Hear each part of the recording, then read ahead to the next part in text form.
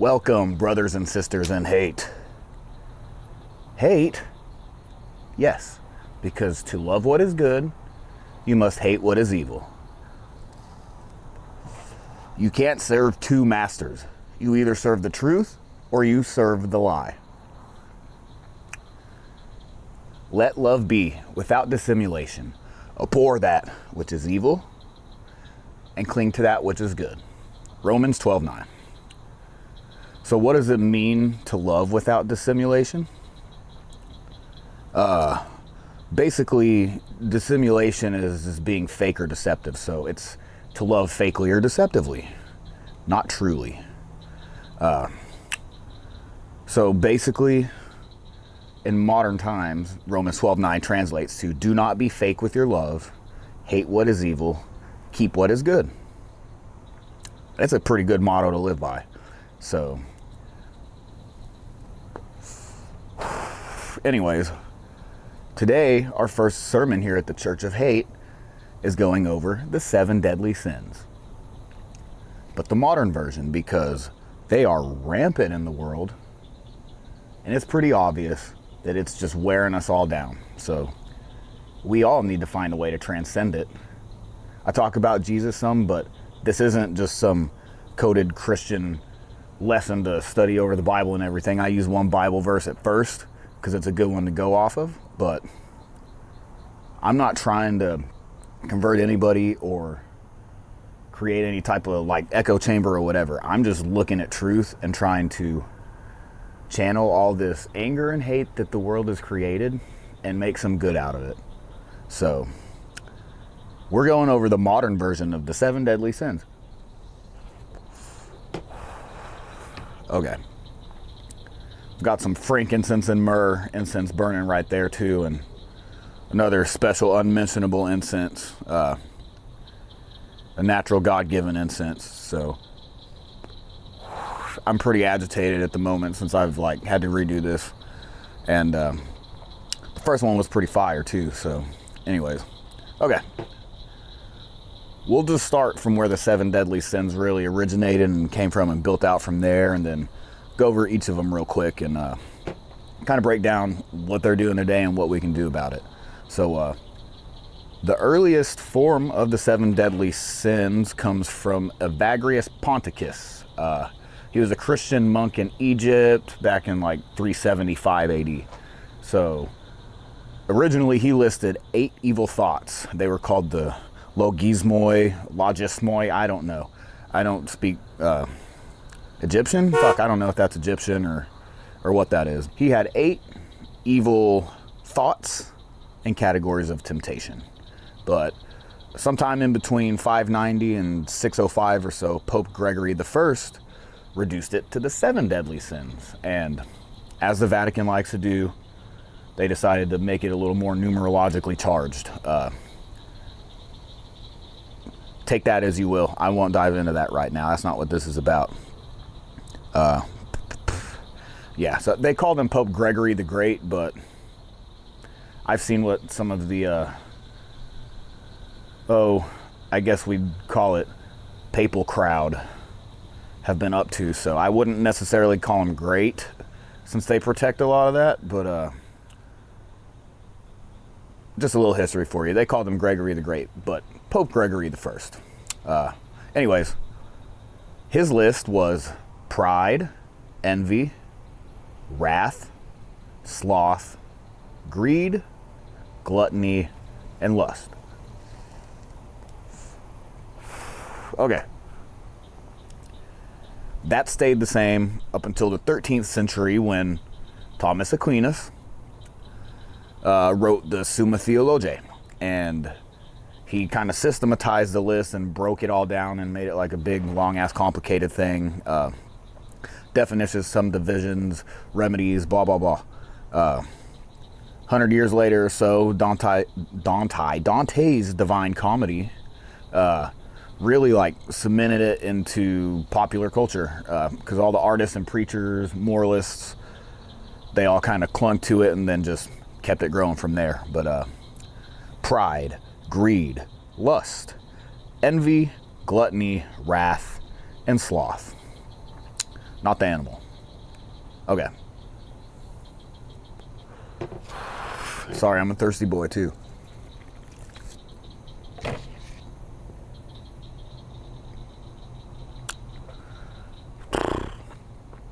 Pride, the king sin, number one. The poison of self-worship. Today we call it clout chasing, brand building, flexing, status games, you know, all that shit. People pray to themselves on Instagram and wonder why they're spiritually bankrupt. People confuse pride with confidence. The last 5 years we have been smashed in the head by all of the self-help gurus and all the red pill dudes and Yas Queen feminists telling you to blindly replace your insecurity with false confidence. Fake it till you make it, if you will, which works, because I faked it till I made it for years in construction and figured it all out as I went. It's just kind of the way it goes. But as soon as I start to think that I'm better than I am, or that I'm not replaceable, work slows down, problems arise, people stab me in the back and fuck me and leave me for dead. I'm sure it happens to you as well. God resisteth the proud, but giveth grace unto the humble. James 4:6. When I check myself and remember I'm not the shit, things start to fall into place. Hate pride, love humility. Okay. Number 2 is greed, avarice in a Gucci suit. Endless hunger for more stuff. Bags, shoes, digits in the bank. It never satisfies because it feeds your emptiness and not your soul. To understand greed, we must understand avarice. Because that was like, originally, they were calling greed avarice. So that's why we must understand avarice. I got a bunch of notes because I'm super scatterbrained, so it's a lot easier for me to follow off of this. And, you know, I'll end up talking about 4x4 trucks and other shit that has nothing to do with this if I don't keep on the notes. So, avarice is not simply greed. It's the obsessive, soul-rotting lust for wealth or gain, no matter the cost. Greed is subconsciously worshiping the accumulation of more, even when you already have enough. Because we live in a luxury-driven, hypergamist world, a middle-class life always appears less than it actually is. But I didn't scroll. Okay. The middle-class life always appears less than it truly is because we are under the false presumption that social media is truth. It's not. It's all bullshit. Everyone's got everything on credit. Everyone's stressed out. Statistics show the vast majority of people are living paycheck to paycheck. The vacations are not all fun and games because they're like, oh, well, now I got to get home and pay for this and that. Like, it's not what you see. Stop letting it take over you so much and subconsciously make you create more greed.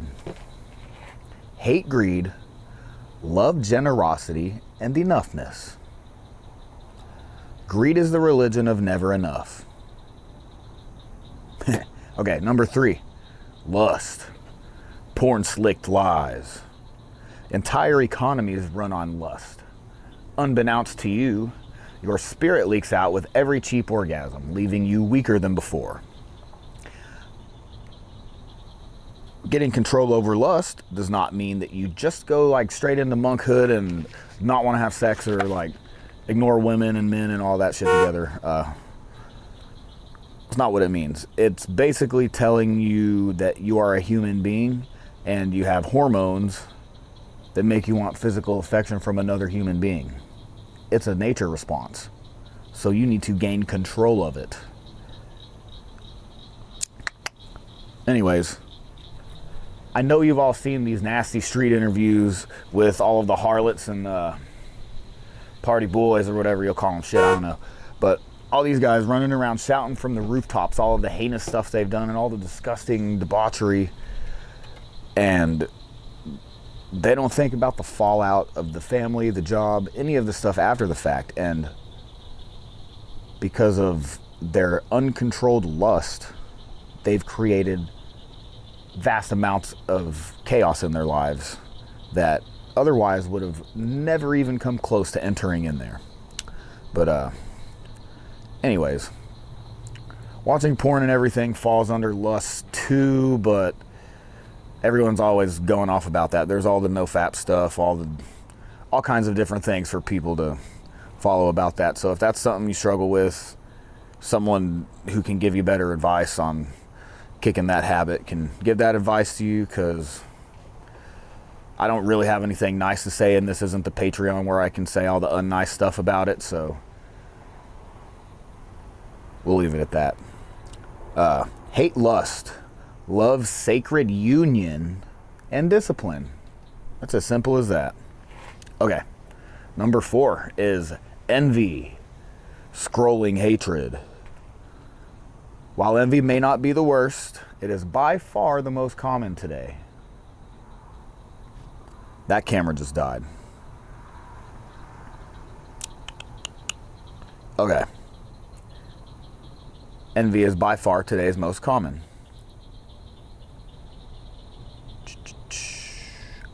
We envy influencers, neighbors, friends, family, enemies, everybody in between. You envy people that you don't like. And you make choices in your life to impress the people that you envy that you don't like. It's never enough for most everybody for anything in 2025, because you're doom scrolling all day and you see the highlight reel. Like we said, we already went over that. So you're going to kind of start to see that they all play into each other and feed each other as this goes. But technology has made all of this stuff blow up so much. But now that you can see everything all the time that everybody has, there's no hope unless you just completely tune yourself out, or you've got the utmost mental discipline. I'm torn up by mosquitoes. Okay.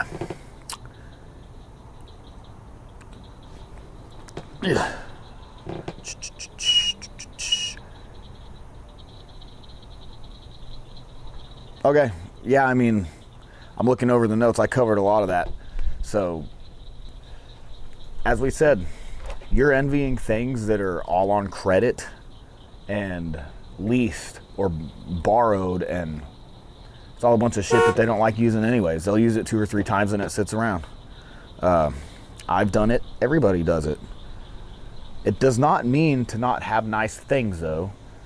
It does not mean to just abandon trying to have stuff you like, because you can still like things as a human being, but like them because you like them, not because somebody else has it. It's pretty simple.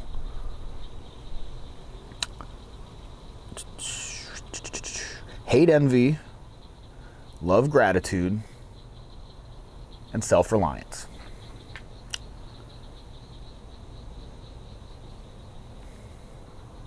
Okay.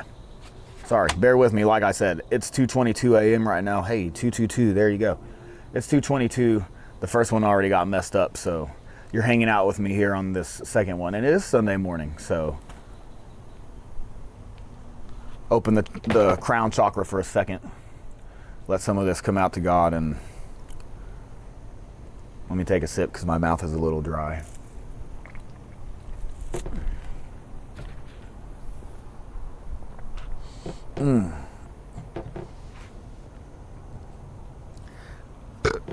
All right. Now, I'm sure at this point half of you are probably already like, church, this is not church of hate. This is just some guy ranting. Yes. All these pastors are just some guy ranting. I'm not a pastor. I didn't go to seminary. I didn't do any of that.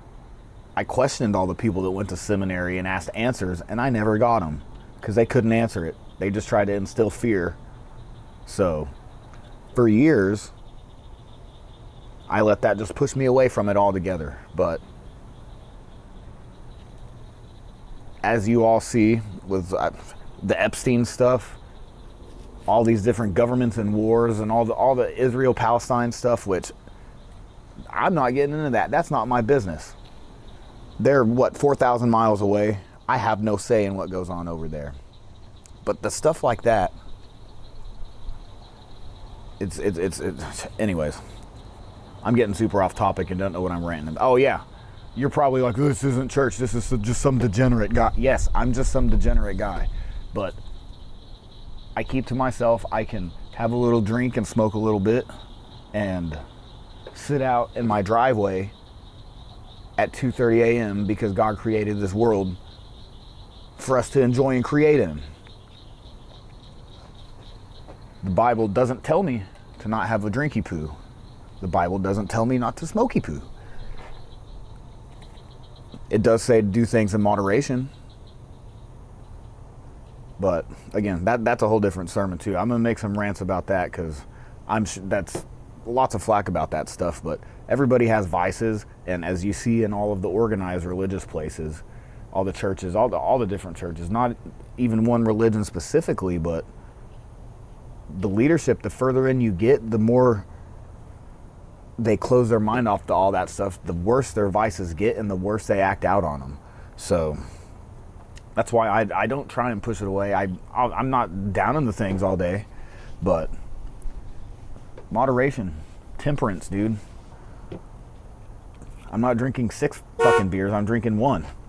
But sometimes the boys just want to drink a beer and talk about Jesus, dude. Okay. Number 5 is gluttony. Everyone's favorite because of all the dopamine that it kicks off.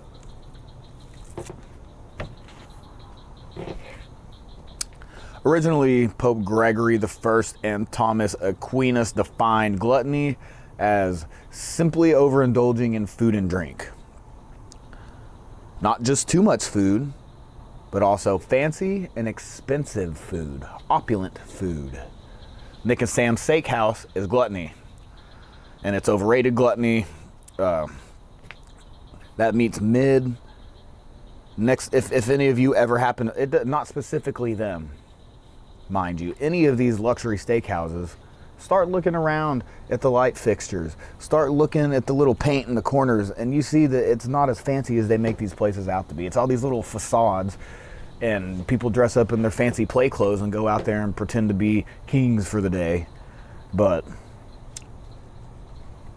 you feel like when you're eating your dish with a 2-ounce steak and a little sliver of quail and a little onion, that you're not being gluttonous, you're eating a nice, nutritious, healthy meal, which is true. But it's also gluttony, because gluttony's not just stuffing your face with MSG Chinese buffet food. It is stuffing your face with exorbitantly priced foods and foods that are inhumanely sourced, we might say. I don't know. I'm not talking about factory farming, but like shark fins and shit. Get the fuck out of here. That's gluttony. Modern gluttony is not just the addiction, though, to food and drink. It's the addiction to comfort itself, because excess food and drink and opulent food and drink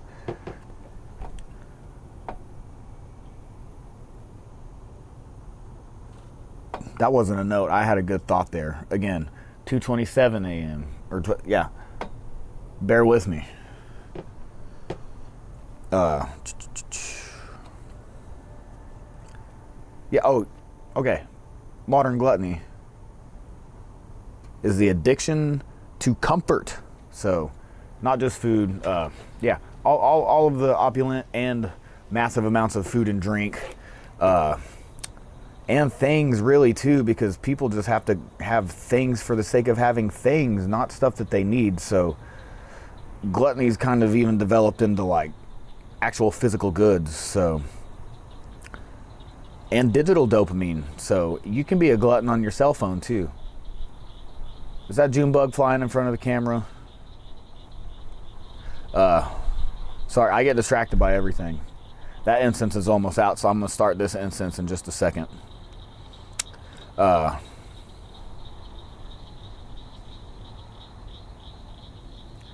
love sitting out here and listening to these, you can hear all the toads and all the animals and stuff out there in the creek.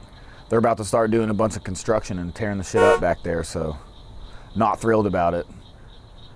Just more government greed, destroying nature to try and give some stupid shit that no one needs, infrastructure, so they can put their name on a fucking little walking path. Anyways, nothing is ever enough for anybody now. More food, more money, more women, more watches, more cars, more vacations, bigger, faster, stronger. The liberal inverse is opulent minimalism. There's a new one for you. That's my thought. Liberals have opulent minimalism. $190,000 sprinting $190,000 Sprinter vans, living in excess, pretending to be humble. Flooding the world with cheap Chinese shit that ends up in the landfill 6 months later after one use. Electric cars that use child slave labor to mine the minerals needed for it. But again, you go. You're defending us all. Thank you. People mistake excess with security, when in reality, most of those security purchases just create yourself more liabilities. In past times, materialism was only based on what was directly around you, your local community, and what you read in the newspaper, and then whatever you heard on the radio, and then whenever the television came out, and now social media. But your imagination, that might have been the only other thing. But now Amazon has made it possible for you to have all of everything you want whenever you want it. So there's no control in the goods that you're consuming, and that is gluttony. Hate gluttony, love temperance. Okay, here's the one I struggle with the most, so I'm going to light this second incense so that I don't start getting too loud and bring the decibel level up in the neighborhood and get a noise complaint.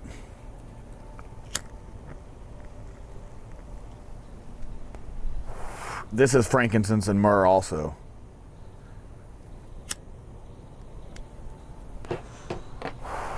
Okay. Number 6, the one I said I struggle with the most. Wrath.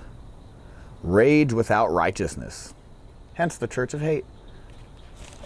Okay. Disordered anger. The inordinate desire for vengeance or punishment. That is what wrath is. Unjust punishment. Not thought through. It's not just feeling anger, which can be very righteous if you have been properly wronged, like divinely wronged.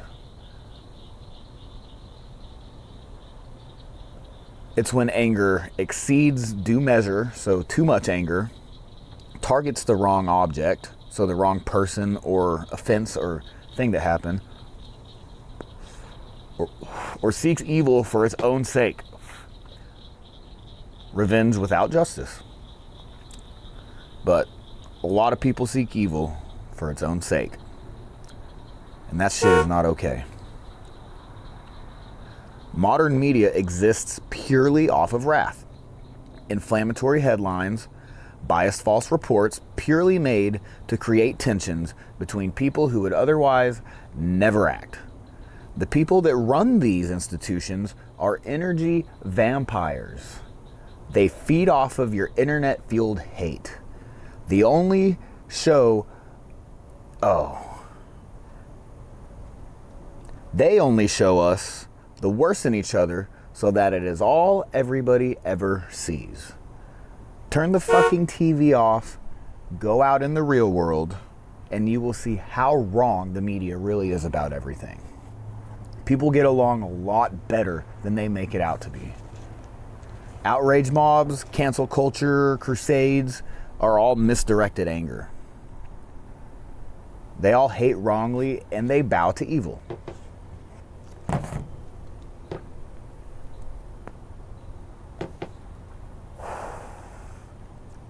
Hate wrath that serves nothing. Love righteous anger that defends the truth.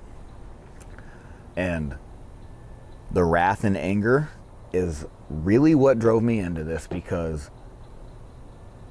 it does consume faster and easier than most of this other stuff, because it's all in here. And I am no expert by any means on giving any advice for it, but I'm living through it, so I'm just trying to tell it how it is. But wrath messes everything up, and it's not just taking a Muay Thai class and going to the gym, now my wrath is fixed. It's not that simple. I can go to 6 hours of therapy a day and run 10 miles and work and have a perfect life, but it still doesn't change the fact that I have a set of eyes that see what goes on everywhere else. And the true, deep global injustice that these evil fucking pieces of shit are bringing out on everybody. And that's what gets the wrath going in me all the time.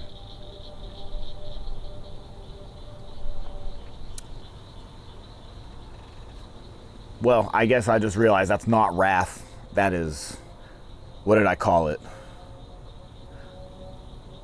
It's ordered anger, because it's directed directly at evil. So I suppose that's not wrath. Maybe I just self-healed myself a little bit. So there you go. Sometimes you got to think shit through as you're going. So anyways,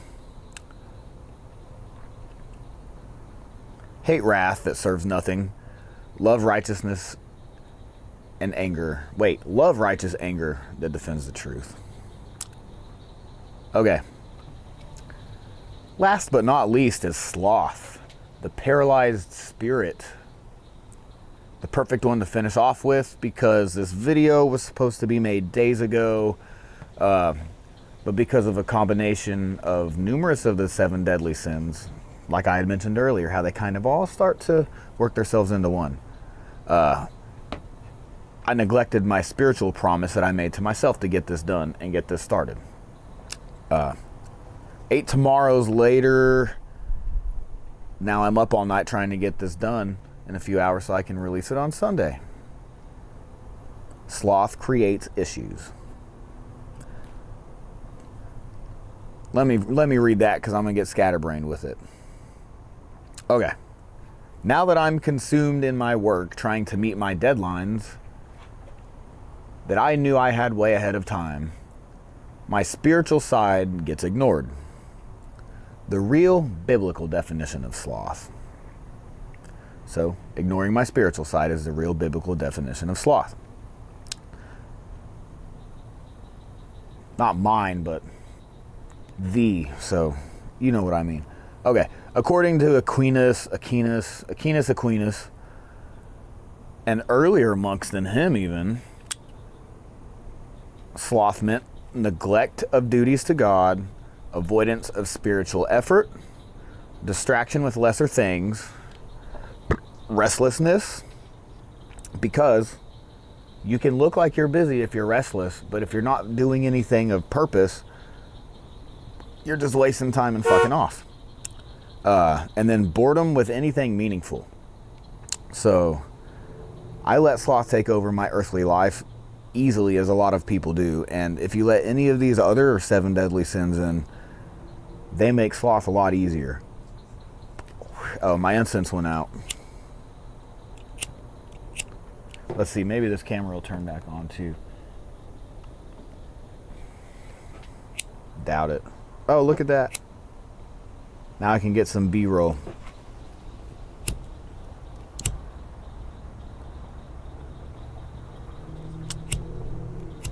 The wind's not helping me. I'm trying to get some cool shots here for you guys for short form, but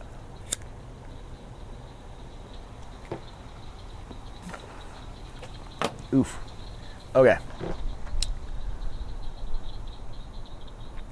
I'm gonna just start closing it out now, because at this point you're probably like, get to the fucking point, bud. Okay. Proverbs 24:30. I passed by the field of the sluggard. Behold, it was all overgrown with thorns. Excuses, procrastination, and doom scrolling rot your body and kill your dreams. Hate sloth, love diligence and purpose. Okay.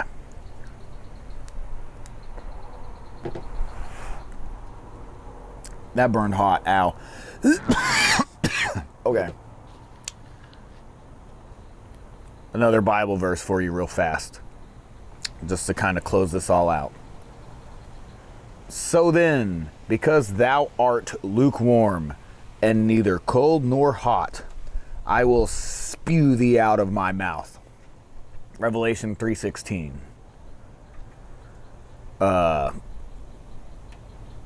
Because you're in the middle on the fence and you're not defending good or evil,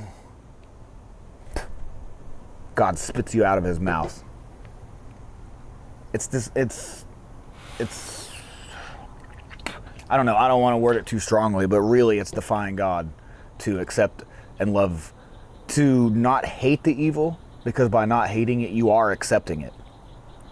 Now, hating the evil does not mean you go out and do stupid, like, physical crimes on people or anything like that.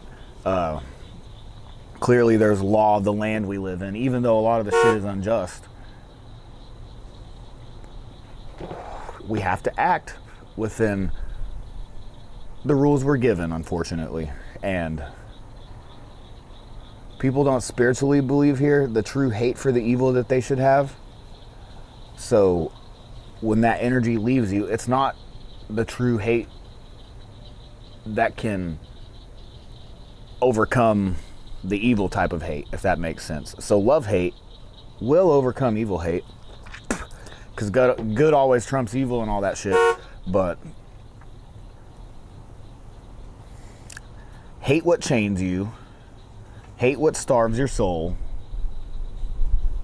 hate what eats your time and poisons your bloodline. You cannot be neutral. You cannot be lukewarm. You either kill the sin or the sin kills you. Rise up, burn out the rot, hate the lie, and live the truth. Hate these sins, love the fight. In Jesus, the Most High's eternal name, amen. So, to sum it up, get control of your 7 deadly sins running you. It's going to destroy you. I don't know what the fuck else to say. It's late.